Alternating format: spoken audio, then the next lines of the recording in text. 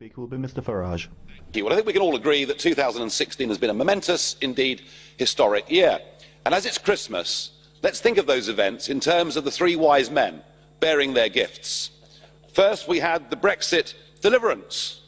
Then we had the Trump triumph.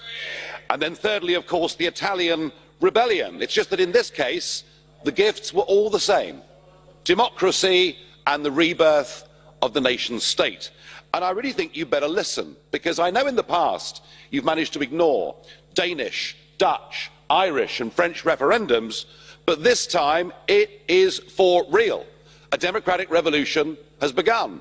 And yet, when the 28 leaders of the EU countries meet tomorrow, on the agenda I see no sign of humility, I see no understanding of what has happened at all.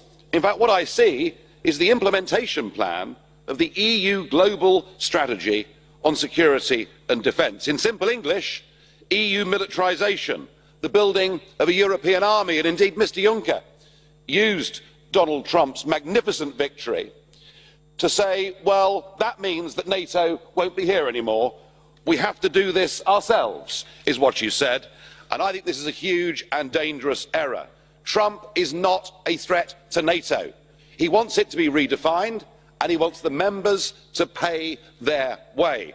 It is Mr Juncker who is a threat to NATO. And you can pretend today, if you like, that your military structure is going to run in parallel with NATO, but those two structures cannot run together without being in direct conflict with each other. It was Tony Blair that first really worried me about this project, when he said the rationale for the EU today is not peace, it's about power.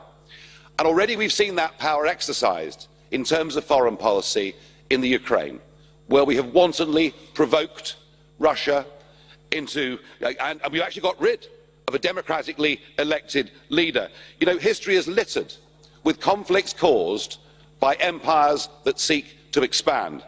And it's about time the British government actually stood up tomorrow and said, enough. This is madness, and we as an independent United Kingdom will act as the bridge between America and the nation states of Europe to make sure that NATO is secure.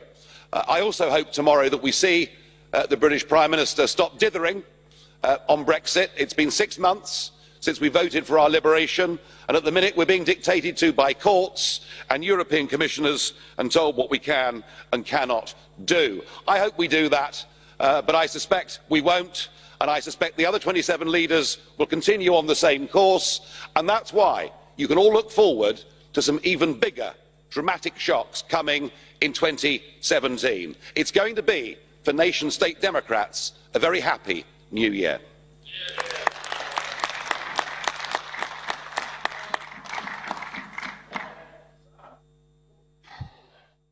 You didn't frankly have the balls to put country before party.